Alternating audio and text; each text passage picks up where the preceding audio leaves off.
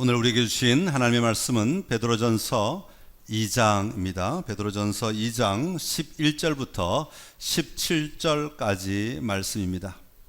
베드로전서 2장 11절부터 17절까지 말씀, 우리 다 같이 한 목소리로 함께 읽도록 하겠습니다. 사랑하는 자들아, 거류민과 나그네 같은 너희를 권하노니 영혼을 거슬러 싸우는 육체의 정욕을 제어하라. 너희가 이방인 중에서 행실을 선하게 가져 너희를 악행한다고 비방하는 자들로 하여금 너희 선한 일을 보고 오시는 날에 하나님께 영광을 돌리게 하려 함이라. 인간의 모든 제도를 주를 위하여 순종하되, 혹은 위에 있는 왕이나 혹은 그가 악행하는 자를 징벌하고 선행하는 자를 포상하기 위하여 보낸 총독에게 하라. 곧 선행으로 어리석은 사람들의 무식한 말을 막으시는 것이라. 너희는 자유가 있으나 그 자유로 악을 가리는 데 쓰지 말고 오직 하나님의 종과 같이 하라. 뭇사람을 공경하며 형제를 사랑하며 하나님을 두려워하며 왕을 존대하라. 아멘. 할렐루야. 오늘 주님 앞에 나오신 여러분 모두를 환영하고 축복합니다. 또 가정에서 영상으로 예배드리시는 여러분의 가정에도 하나님의 놀라운 평강이 함께 하시기를 바랍니다. 오늘 특별히 또 교회 일찍 오셔서 본당에 올라오셨는데 다른 분들에게 자리를 양보하시고 밑에 부속실에서 예배드리시는 우리 귀한 장로님, 또 우리 권사님, 우리 집사님께 다시 한번 감사를 드립니다. 오늘은 슬기로운 그리스도인 두 번째 시간으로 사회생활에 대해서 함께 말씀을 나누려고 합니다. 우리 그리스도인들의 생각 속에는 우리가 이 사회 속에서 살아가는 법에 대해 이분법적 사고를 가지는 분들이 참 많이 있습니다. 이분법적 사고라는 말은 교회의 삶 따로 또 사회의 삶 따로 이걸 완전히 구분해서 살아가는 것을 이야기합니다. 교회 오면 교회의 삶을 살고 교회 문을 나가면 세상의 삶을 살아간다고 생각하고 그렇게 사는 것입니다. 그런데 여러분, 우리가 신앙생활하는 것, 신앙의 삶을 사는 것이 그렇게 무 자르듯이 딱 싹둑 자른다고 잘려지는 것이 절대로 아닙니다. 분명히 교회와 세상은 근본이 다릅니다. 가는 방향도 다릅니다. 통치 구조도 다릅니다. 많은 것에서 교회와 세상은 근원적으로 큰 차이가 있다는 말입니다. 그럼에도 불구하고 그리스도인의 삶은 이 교회의 삶과 세상의 삶을 분리해서 살아갈 수가 없다는 이야기입니다. 여러분, 교회와 세상은 아주 긴밀하게 연결되어 있습니다. 어떤 분은 그리스도인을 이렇게 표현하였습니다. 우리는 세상에서 하나님의 부름받은 백성이자 세상으로 다시 보냄받은 예수 그리스도의 제자이다 라고 하는 거죠. 원래 우리는 예수를 믿지 않을 때 세상 속에 살아갔는데, 그 세상 속에 살아갈 때 하나님이 부르셔서 우리가 하나님의 백성이 되었고, 이제는 하나님의 백성으로서 세상 속으로 보냄을 받은 예수님의 제자, 예수님의 제자들은 세상 속에 들어가서 세상을 변화시키는 자가 되어야 한다는 그런 이야기입니다. 같은 자리인 것 같지만 다른 삶의 자리인 세상을 우리는 어떻게 살아야 할까? 오늘 베드로전서 말씀을 통해서 우리가 몸담은 사회 속에서 그리스도인으로서 어떻게 살아야 하는지를 다시 한번 발견하고 슬기로운 그리스도인으로서 이 땅의 삶의 승리가 있게 되기를 간절히 기원합니다. 자, 먼저 첫 번째로 슬기로운 그리스도인이 사회생활을 할 때에는 권면을 받는 자, 다시 말하면 권면을 받으며 사는 자가 되어야 한다라고 오늘 베드로는 이야기하고 있습니다. 그래서 첫 번째, 받아라 라는 말이죠. 우리 한번 따라할까요? 받아라. 예, 여러분, 한 나라의 전체가 예수님을 믿을 때 그 나라를 가리켜서 기독교 국가라고 말합니다. 그 기독교가 곧 국교, 인 것이죠. 그래서 모든 사람들이 다 교회 나가고 예수님 믿고 그렇게 살아가는 것입니다. 유럽의 경우에는 약 4세기부터 20세기까지 그런 나라들이 대부분 존재했었습니다.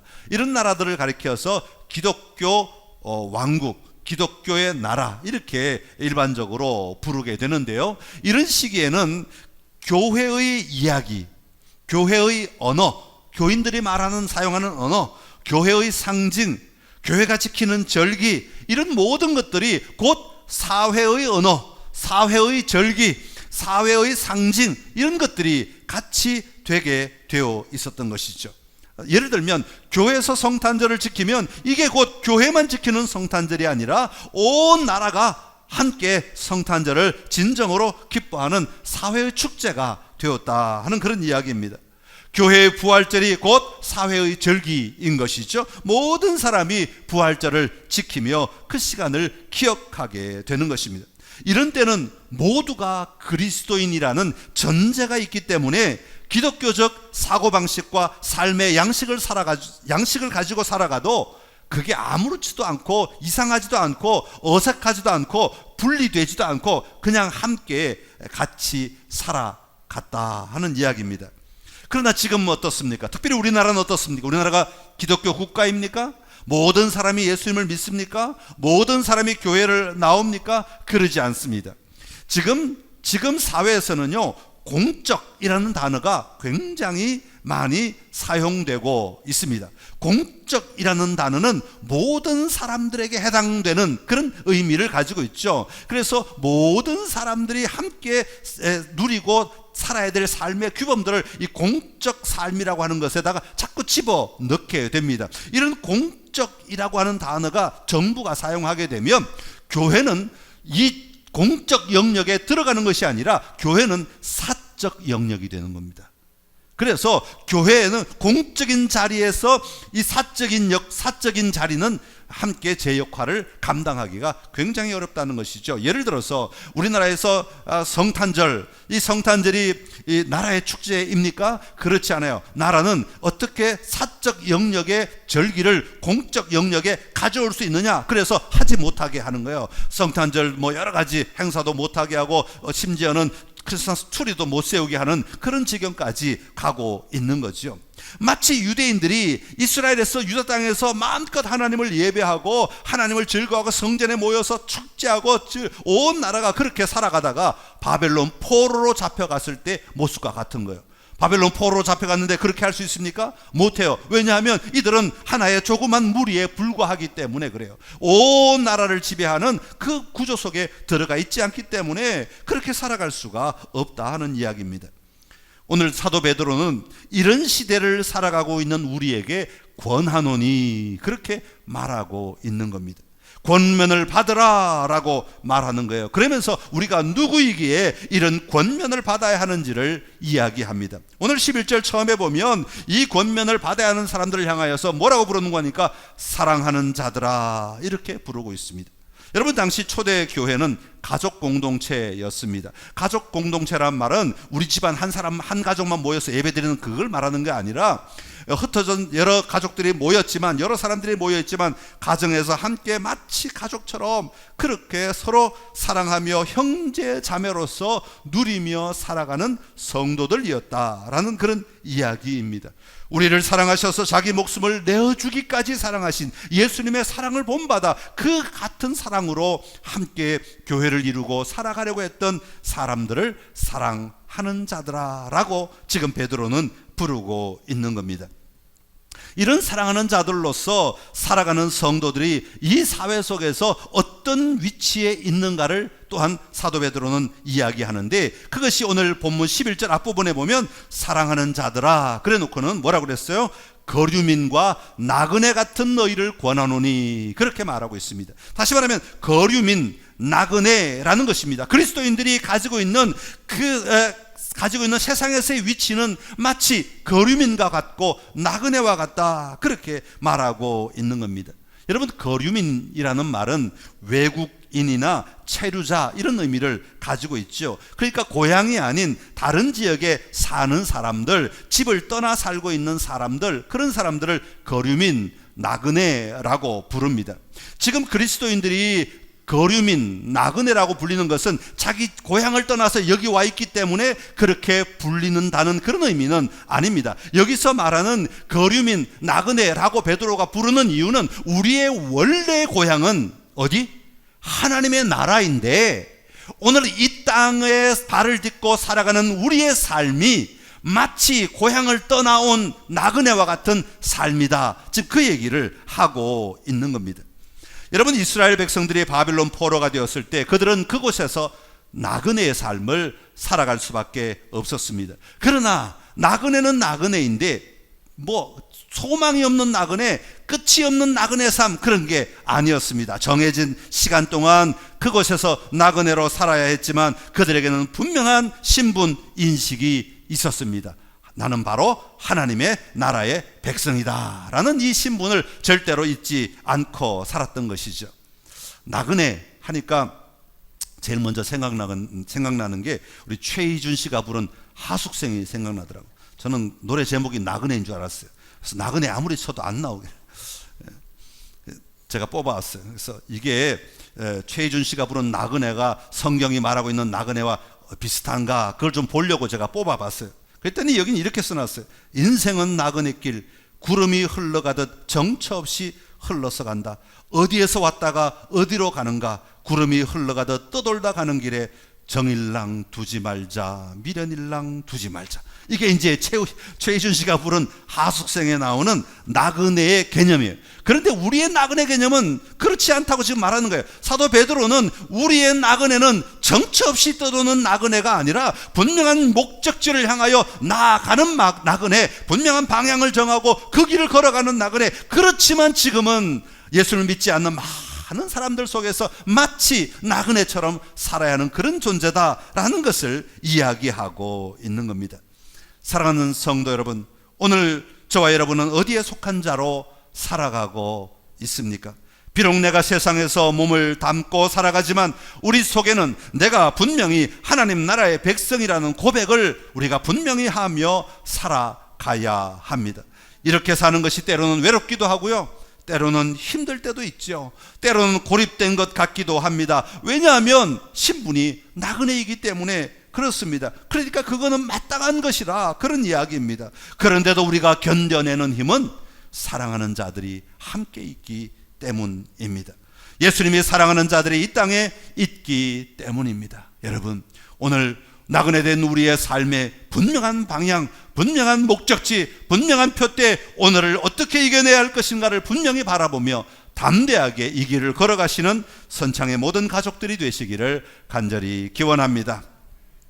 두 번째로, 슬기로운 그리스도인들이 사회생활할 때 가져야 할 태도는 제어하라라는 것입니다. 한번 따라합시다. 제어하라.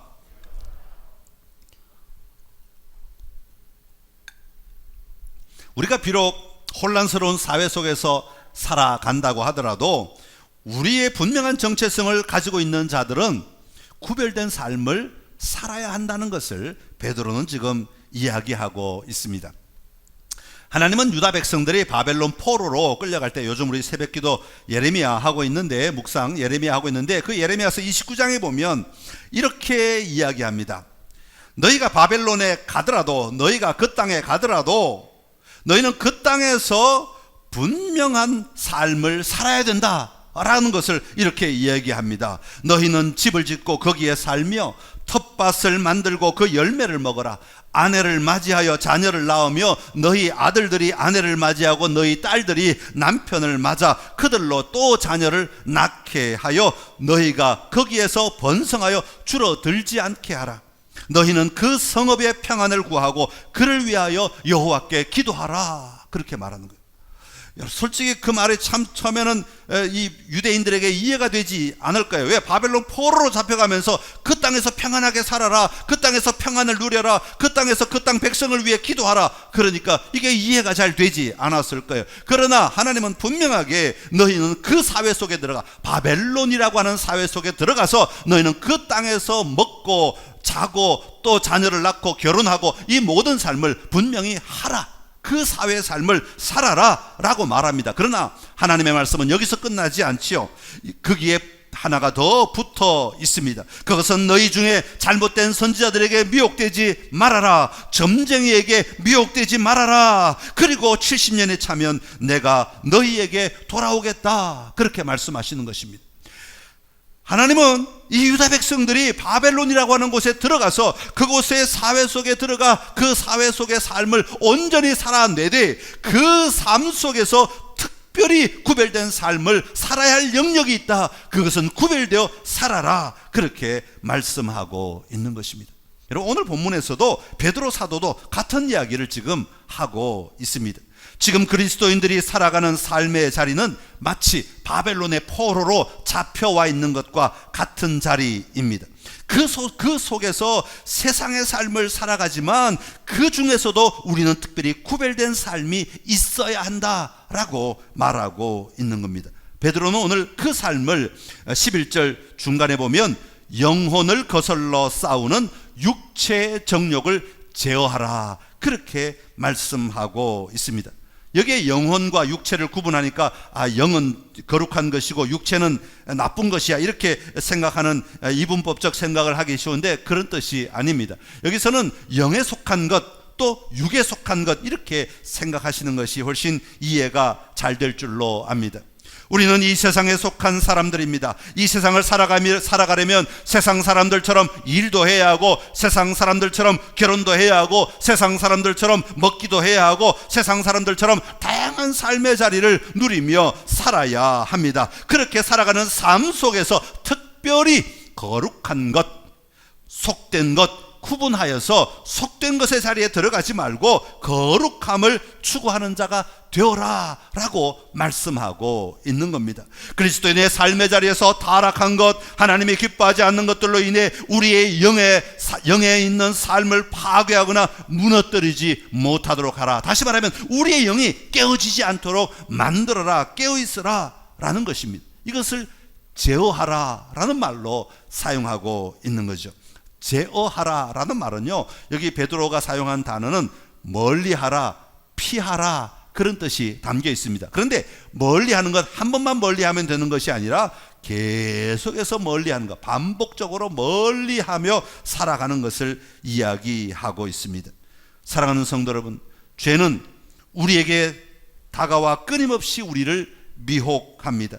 그런 삶의 환경 속에서 살아가는 우리의 육체의 정욕이나 우리를 무너뜨리려고 하는 삶의 잘못된 것들로부터 우리는 영적으로 깨어있는 자들이 되어야 한다고 말하고 있습니다. 그러기 위해서는 우리 자신들이 깨어서 우리의 삶을 볼 줄 알아야 하고, 우리의 삶의 구분을 할 줄 알아야 되고, 우리의 삶의 욕심을 다스릴 수 있어야 하고, 우리의 삶의 절제가 있어야 하는 것입니다. 오늘 선창의 모든 가족들의 삶 가운데 우리의 영이 깨어있음으로 말미암아 오늘 우리가 살아가고 있는 이 땅의 모든 삶의 자리에서 거룩함을 여전히 유지하며 승리하는 선창의 가족들이 되시기를 간절히 기원합니다. 마지막으로 슬기로운 그리스도인들이 사회생활을 할 때 보여주라, 그렇게 말하고 있습니다. 한번 따라합시다. 보여주라.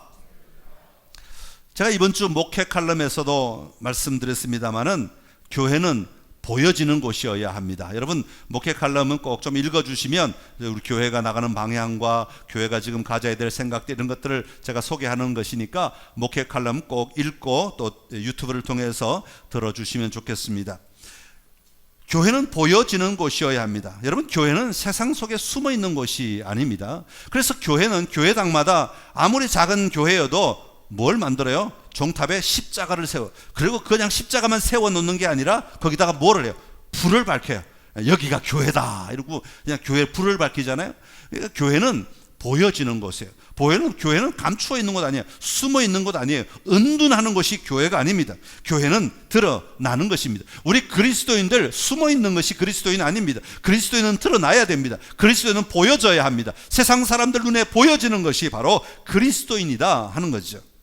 여러분, 다니엘이 포로 생활을 하면서 자기 집에 올라가 기도할 때 모든 사람이 다 다니엘을 쳐다봤습니다.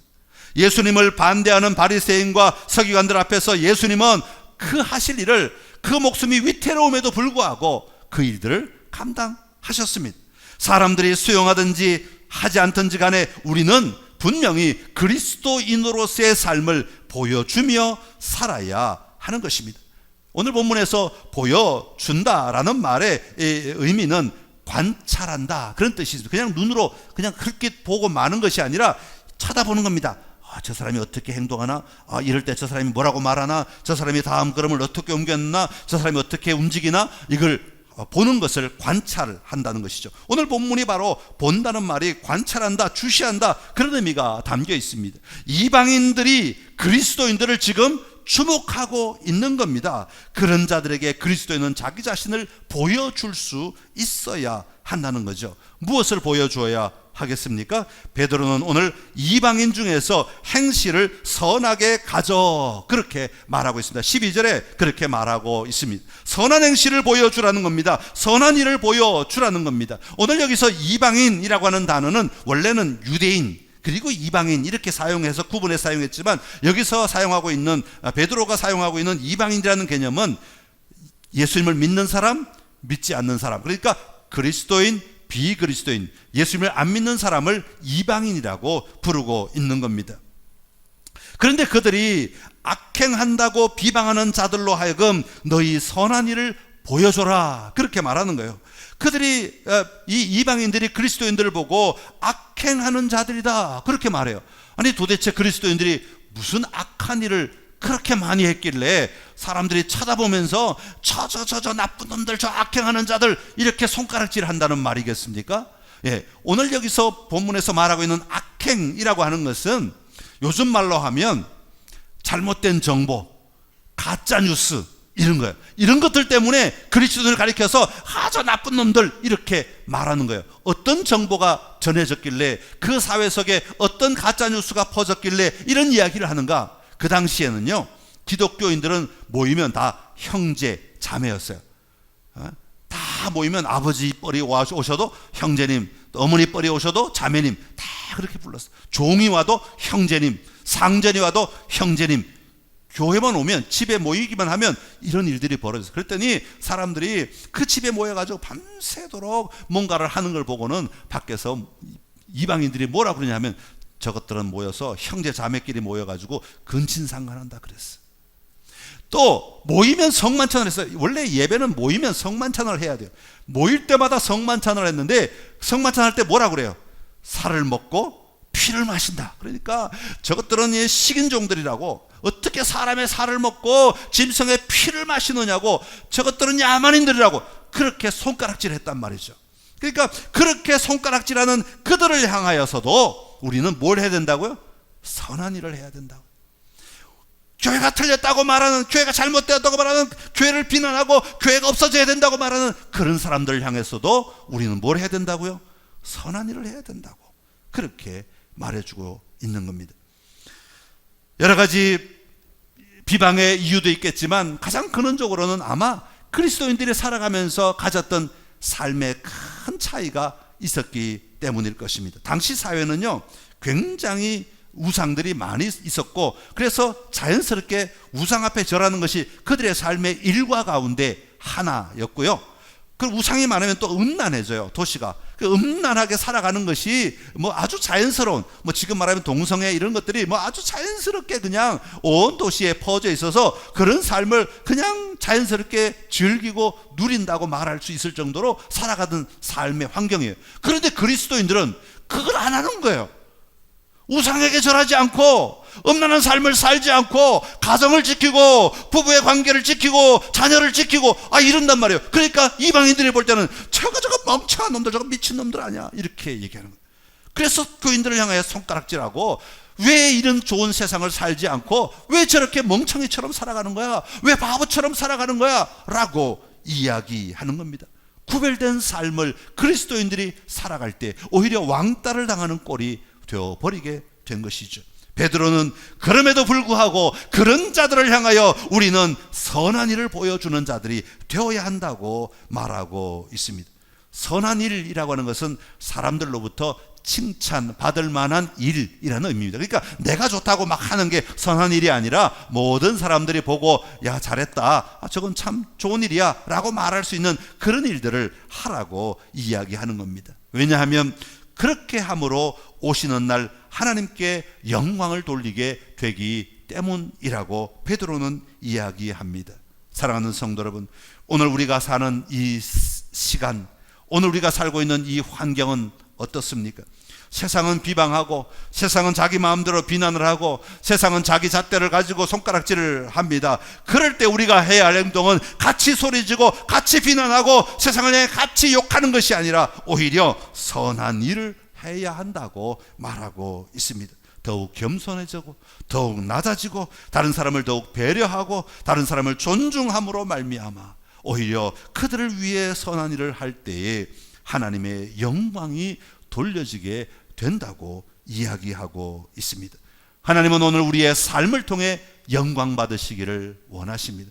우리가 단지 예배를 몇 번 드렸느냐 이걸로 하나님의 영광 받으시는 것이 아니라 우리가 예배 드리며 받았던 마음으로 살아낼 때에 하나님은 영광 받으시는 거예요. 우리의 삶으로 우리가 하나님의 자녀임이 보여질 때에, 드러날 때에 우리는 하나님의 영광을 돌려드리는 삶을 살아가게 되는 것입니다. 코로나19의 이 긴 여정 속에서 세상이 점점 각박해져가는, 고통의 신음소리가 점점 더 커지는 이런 상황 속에서 우리 그리스도인은 어떻게 살아야 할 것인가? 이 사회생활을 어떻게 할 것인가? 선한 일을 통하여, 선한 삶을 통하여 하나님의 아름다움을 전하는 자들이 되어야 하는 것입니다. 오늘 선창의 모든 가족들의 삶 가운데 이 놀라운 삶으로 승리하기를 바라고 하나님 앞에 쓰임받는 놀라운 삶이 될 수 있기를 간절히 기원합니다. 기도하겠습니다. 참 좋으신 우리 하나님 아버지, 은혜를 감사합니다. 오늘 우리를 부르셔서 하나님의 자녀로 삼아 주시고 우리를 그리스도인이라고 말씀하여 주시니 감사합니다. 사랑받는 자들로서 비록 나그네 같은 삶을 산다고 하지만 분명한 표대, 분명한 방향 정하고 담대하게 걸어가는 우리 그리스도인들의 삶이 다 되게 하여 주시옵소서. 아버지 하나님의 세상과 함께 살아가는 이 삶의 자리에서 우리가 분명히 구별할 것 구별하여 우리의 삶을 제어하며 살아갈 수 있는 힘이 있게 하여 주시옵소서. 영적인 것을 볼 수 있게 하여 주옵시고 영적인 것을 구별하는 힘을 더하여 주시어서 이 세상 속에서 구별된 자로 승리하며 나아가게 하여 주옵소서. 우리 그리스도인은 보여져야 합니다. 하나님, 우리가 보여지는 삶의 자리에서 담대하게 하여 주옵시고 더 낮아지고 더 겸손하게 세상 속에서 그리스도의 향기를 바라는 우리 모두가 되게 하여 주옵소서. 그렇게 일하실 하나님을 찬양하옵고 감사드리며 예수님의 이름으로 기도드리옵나이다. 아멘.